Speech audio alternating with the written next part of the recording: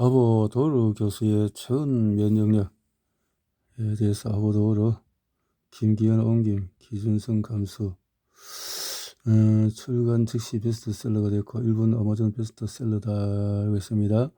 저체온이 암에 잘 걸린다라고 했는데요.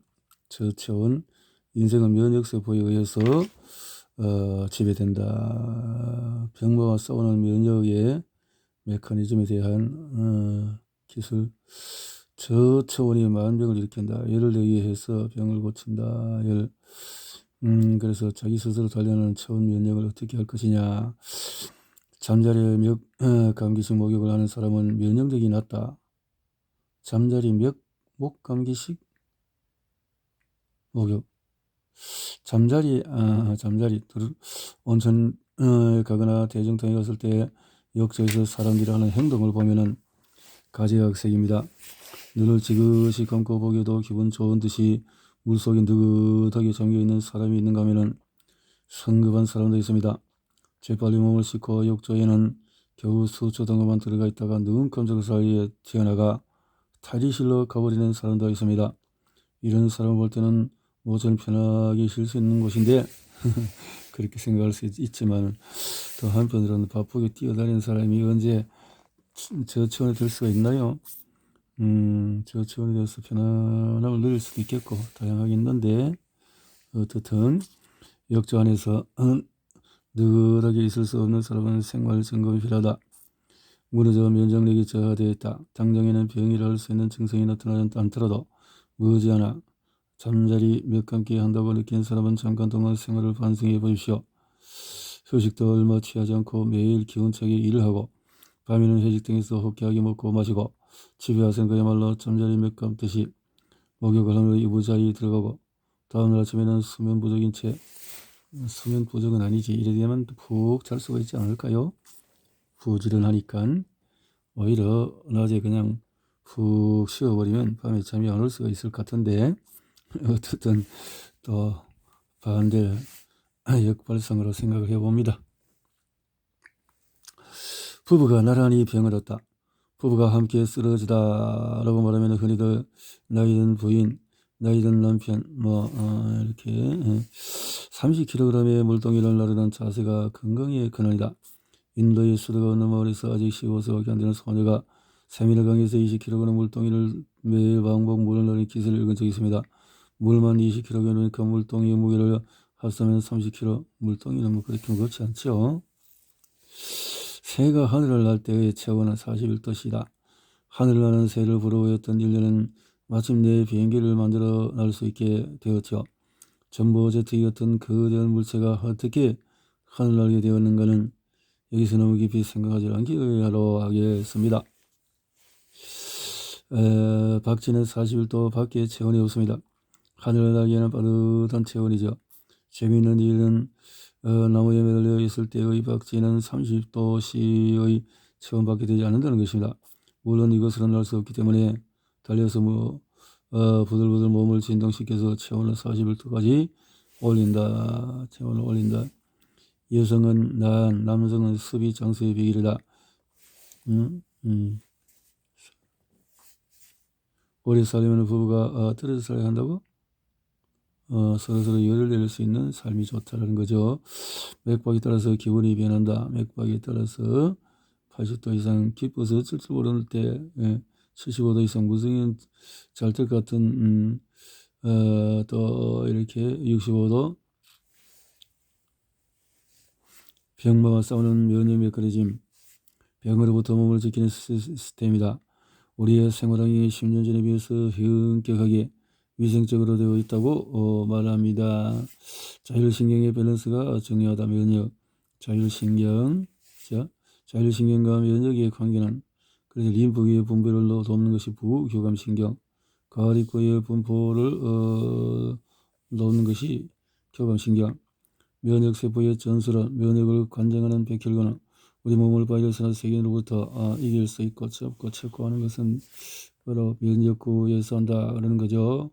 림프구는 편안하게 백혈구가 T세포가 또 활성화되어지고 B세포가 또 지령을 받아서 또 NK세포 내추럴 자연 킬러 세포가 또 공격하고 이렇게 되는데, 그 세포가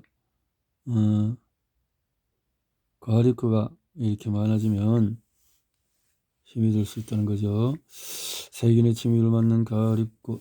근데 백혈구에는 매크로파지, 림프구, 과립구가 있는데 그 중에서 최대 세력을 뽐내는 것이 과립구입니다.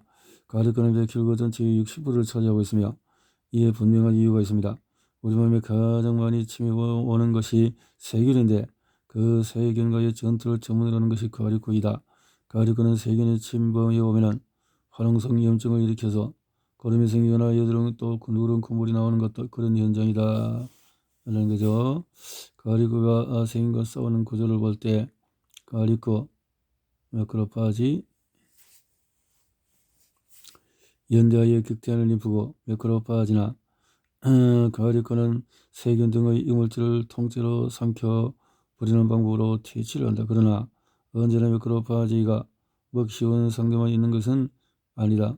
거꾸로 진드기, 바이러스, 마이크로즈가 잡아먹기가 너무 또 어려울 수 있다. 림프구가 세균과 싸우는 구조를 보면은, 자, 홍역에 2번 걸리지 않는 이유는 어린 시절에 걸리는 홍역이나 유행성 이하선염은 2번 다시 걸리지 않는 병으로 알려져 있습니다. 왜 2번은 걸리지 않을까요? 홍역이나 유행성 이하선 그것은 이때 매크로파지가 T세포가 바이러스를 알린다는 거죠. 매크로파지라는 것이 홍역, 면역, 용어가 좀 다를 수 있는가 봐요. 우리의 개성을 만드는 MHC, 자기 자신을 두고 나는 개성이 없다라고 그 뒷게 물어보는 사람이 있는데 결코 그런 일은 없습니다. 인간은 수십만 종이나 있는 사람, 유전적으로 또 많은 종류의 단백질이 만들어지고 있고 그것의 태반은 만인에게 공통이 되고 있다. 일반적으로 MHC는 신장이나 간장에는 비교적 적게 있어서 신장, 간장, 그래서 약이 끊기면은 새로운 장기세포의 MHC를 이물질로 이식하고 공격하게 되어진다. 장기에 흐르는 혈액이 자기의 것에 들어가고 몸에 저하가 된다 는 건데요. MHC 신장, 간장에서 그러니까 인식이 안 되면은 적으로 간주하는 거죠. 나이가 들어도 면역력은 쇠퇴하지 않는다. 면역의 연구가 진행됨에 따라서 구 시스템은 피부나 장관이 있으면 세포 이변, 이물질이 가장 침입하기 쉬운 부분은 지키고 그리고 새 시스템의 면역력은 흉선의 쇠퇴에 의해서 저하되지만 구 시스템은 쇠퇴함이 없이 새 시스템을 보충하는 작용을 한다. 구 시스템은 피부나 장관에 있으며 세포의 이변을 감시하고 피부는 외기와 접촉하고 또 장관은 식품이라는 이물질이 통과하는 장소이고 이물질이 가장 침투하기 쉬운 부분을 지키고 있는 것이다. 신구 2개의 시스템이 면역을 유지한다. 구 면역 시스템은 흉선 외부나 T세포, 신면역 시스템, 변신하는 인플루엔자 바이러스, 매년 겨울 되면 유행하는 것이 인플루엔자입니다. 그 원인이 되는 인플루엔자 바이러스는 실로 훌륭한 전력으로 살아남는 영양 바이러스입니다. 대부분의 사람들에게 있어서 인플루엔자는 발열, 관절통, 기침, 콧물 등의 증상으로 고통을 주지만 다른 치사율이 높은 감염증에 비하면 극단적으로 염려할 병은 아닙니다. 그러나 그것이 전력인 것입니다. 인플루엔자 바이러스 면역 바이러스 2차전, 1차전, 2차전, 3차전으로 해서 전력이 뛰어난 에이즈, HIV에 감염이 되어서 에이즈에 걸리게 되면 몸의 면역계가 저하된다. 그래서 싸우지 않고 이기는 HIV의 전략은 어떻게 해요? HIV가 킬러 세포가 있는데 HIV에 당한 헬퍼 T세포가 세포 분열의 과정에서 증식하는 모습들. 현대사회의 과보호병은 뭘까? 아토피, 피부성이나 기관지 같은 알레르기. 어린이들에게 많지만 요즘은 또 잘 완치가 되지 않거나 또 어린이 되어서도 발병하기도 하는 이런 것은 림프는 부교감신경이 우위가 되면 증가하는데 림프구가 교대로 증가하면 사소한 자극이나 이물질 때에서도 과민하게 반응해서 알레르기가 일어난다. 저체온이 만병을 만든다. 평일이 높을수록 원기가 있다. 몸속은 37.2도로 유지가 된다.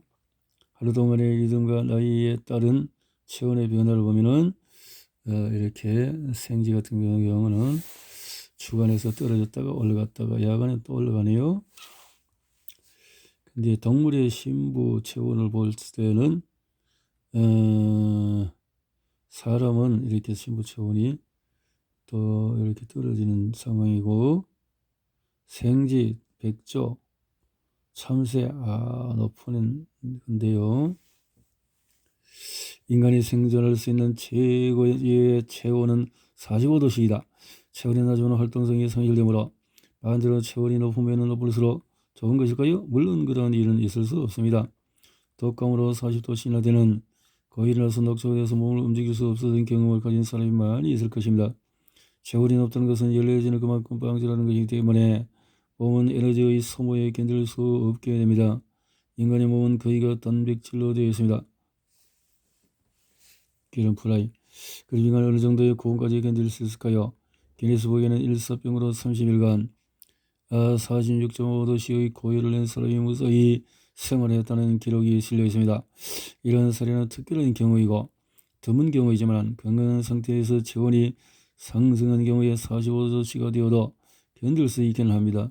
그러나 이것이 마라톤이 진행되는 동안입니다.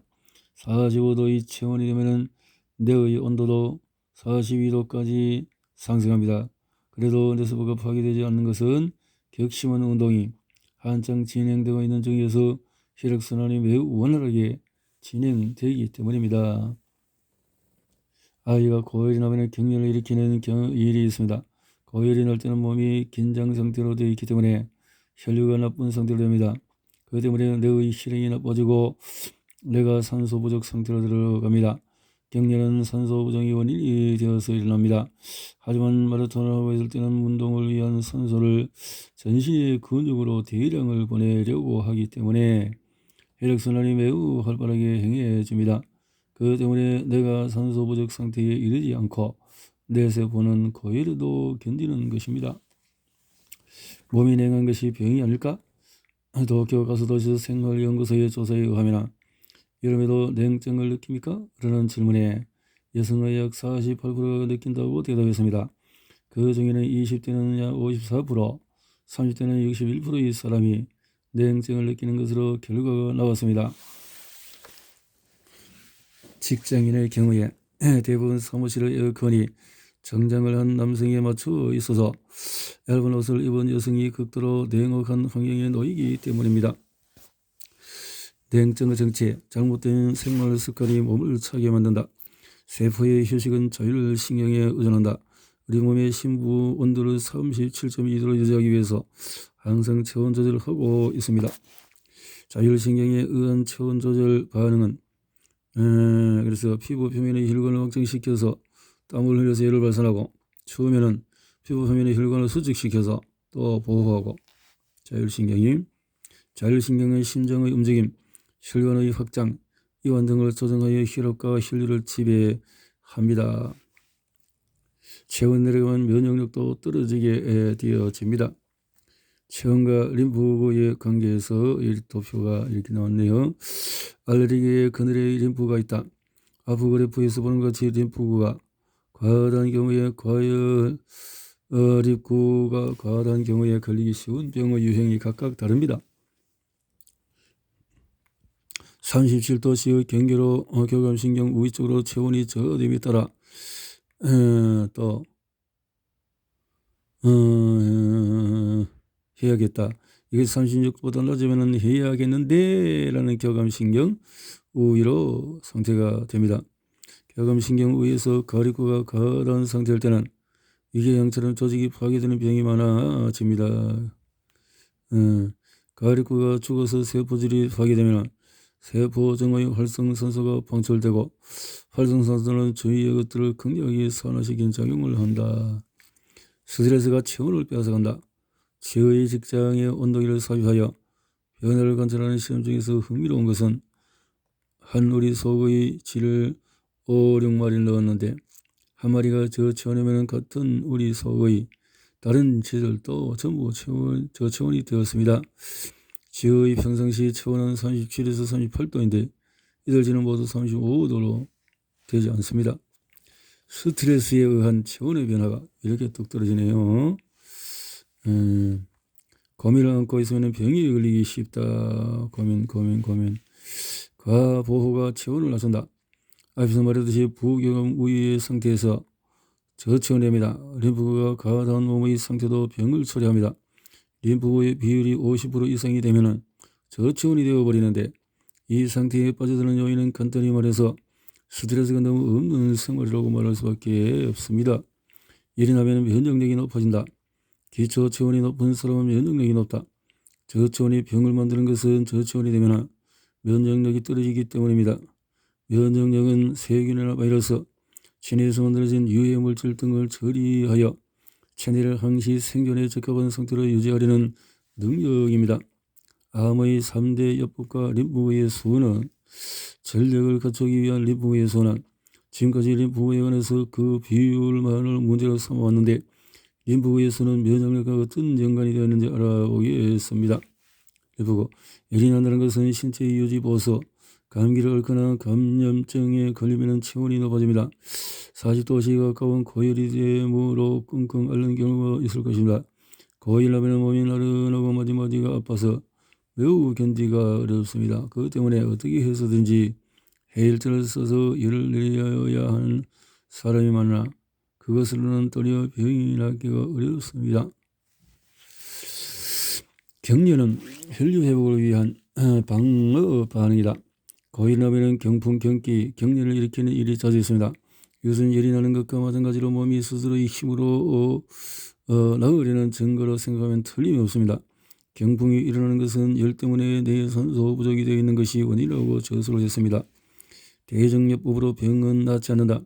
현대의학은 급속한 발달을 해왔다고 말하지만 그래도 고칠 수 없는 병이나 원인을 알 수 없는 병이 너무 많아서 일일이 셀 수가 없습니다. 열을 내게 해서 병을 고친다. 아토피성 피부염의 염증을 일으킨다. 스테로이드 사용을 멈추면 낫지 않는다. 아토피성 피부염 환자는 스테로이드 외용약을 처방받는 사람이 많은 것 같습니다. 억제하는 강력한 작용 때문에 많이 사용하고 있는 것인데 스테로이드에 의한 지옥으로 가는 터널 입구가 되는 것이다. 자꾸 그렇게 쓰면은 스테로이드 지옥의 입구다. 리바운드로 새로운 증상이 나타난다. 스테로이드는 원래 우리 체내에서 만들어지고 있는 부신피로 호르몬입니다. 자, 스테로이드 아토피성 피부염이 증가하는 이유는 원래 같으면 윤기가 돌고 싱싱한 피부를 무참하게 상처내는 아토피성 피부염은 갈수록 급증하고 있으며 병상이 매우 중하여 공부나 사회생활에 지장을 주는 경우도 매우 상당히 늘고 있습니다. 그렇지. 나이에 따르면 결국 비율의 변화를 보면은 그 아토피의 원인을 알아야 한다. 스테로이드 외용약을 사용하지 않고 아토피성 피부염을 어떻게 치료해야 할까요? 아토피성 피부염은 지원 먼지 자 이런 거 아토피 가려워서 견딜 수 없는 경우에 응급조치는 어떻게 하면 좋을까요? 마구 긁어서 피부에 손상이 커진 경우가 자주 있는데 그래서 아이에게 긁지 말라고 강하게 나오는 어머니도 있는데 긁는 것을 금지하는 것이 옳다고만은 할 수가 없습니다. 습진이 나타나면 언제나 관절의 구분 부위에서 증상이 나타난다. 구분 부위는 혈행이 불안정하기 때문에 그렇습니다. 하분 정도 먼저 약을 끊어야 한다. 아토피처럼 하분 정도 알레르기 반응입니다. 채식이나 콧물이 너무 심하면 히스타민 약, 스테로이드의 전비약, 또 코 속에 뿌리는 것으로 증상을 멈추게 하는 것이 많은 사람들이 하는 치료법일 것입니다. 그런데 그 약이 오히려 하원증을 악화시킵니다. 그렇게 해서 이제 복귀시키기 위해서는 운동을 해서 하고 또 식사를 교감신경을 잡아는 딴 것이나 튀김 종류를 피하고 또 현미 채식을 하고 셋째는 목욕을 하고 우선 암을 받아들이라. 세상에 알려지지 않은 치료의 OK432 이라는 그런 것이 있다는 거네요. 다시 주목받기 시작한 암치료법 온열치료를 통해서 이 치료법은 1960년대 무렵부터 연구되어 왔고 현재도 일부 의료기관에서 활용하고 있다. 면종이 나면 암이 소멸된다. 인플루엔자에 걸리면 면종이 생긴 경우 혹은 온열요법을 행한 후에 왜 암이 소멸될까요? 열을 올리니까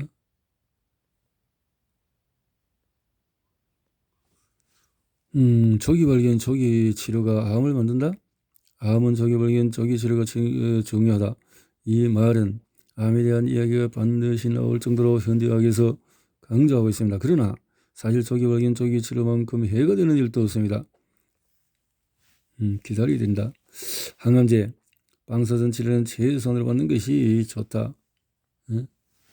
자력을 약화시키기 때문에 그렇다. 지나치게 일하는 40, 50대가 암에 걸리기 쉽다. 암은 나이 많은 사람이 걸리는 병이 알려졌는데 요즘 들어서 40대, 50대에서 암에 걸리는 경우를 목격하고 있다. 일본은 고령사회가 되어 암이 증가했다고 하는 말은 변명에 불과합니다. 질환별 사망률의 추이는 뭐냐? 암 예방을 위해서는 암을 겁내지 마라. 암이 있는 모습에서 담배를 피우지 않는다. 생전에 탄 부분을 먹지 않는다. 술을 마시지 않는다 등등 이런 생활을 하고 있어도 암 발생과 메커니즘에서 볼 때는 의미가 없습니다. 에이즈를 발병시키지 않는다. 열로 에이즈를 발병시키지 않는다. 암처럼 에이즈 바이러스도 HIV 혈을 내서 세력을 약화시킬 수 있습니다.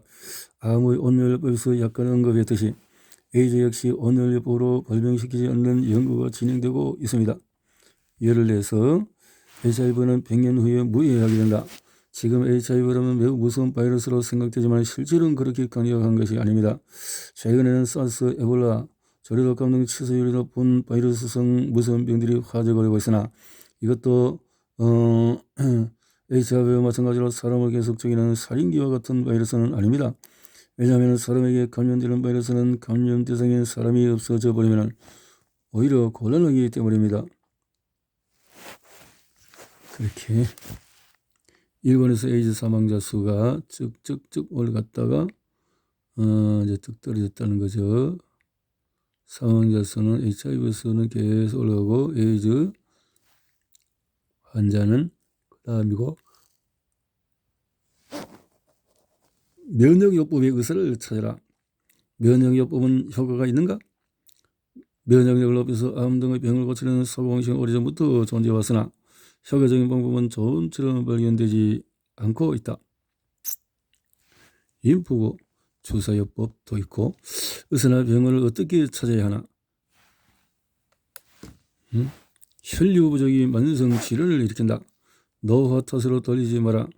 요통은 약을 쓰기 때문에 낫지 않는다. 약을 쓰기 때문에 한 조사에 의하면 요통을 앓고 있는 사람 가운데 65세 이상은 20%,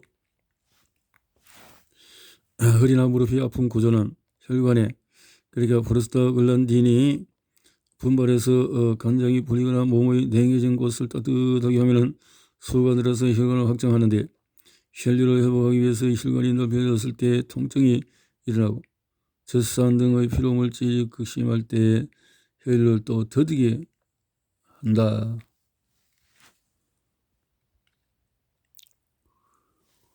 근육을 심하게 사용하면 젖산 등의 피로물질이 생깁니다. 그러면 피로물질이 방해해서 혈류가 나빠지므로 혈류를 개선하기 위해서는 프로스타글란딘이라는 혈관을 확장시키는 물질이 증가합니다. 이물질이 열이 나거나 통증을 일으키는 물질이기 때문에 발각이 오르거나 통증이 일어납니다. 이처럼 통증이나 부으기는 혈액을 개선해서 필요한 근육을 원성으로 되돌리려는 자연 체력이 작동하고 있는 증거라고 볼 수가 있습니다. 우리의 이런 관절 이상의 수복하는 힘이 있습니다. 소염제는 위를 상하게 한다. 통증을 정지시키는 소염제 통제는 플로산 그란딘의 생산을 저해하여서 혈관을 닫아버린다. 소염진 통제는 일시적으로 사용하면 문제가 되지 않지만 장기간은 좋지 않다. 치유가 늦어질 뿐만 아니라 부작용도 으로 위가 흐려버린다. 잠자는 모습이나 보면 50견이 되기 쉽다. 40, 50대 이후에 흔히 나타나는 50견 원인 불명 원인이라고 생각되는데 50. 갱년기 장애는 혈액순환 장애가 된다. 갱년기 장애 혈액순환의 장애다. 이 류마티즘의 진짜 원인은 뭘까? 수족의 관절이 부어올라서 강한 통증으로 고통받는 류마티즘 은 교원병의 대표적인 병입니다. 자가면역증이다 이런 이 말이죠. 그래서 약은 자꾸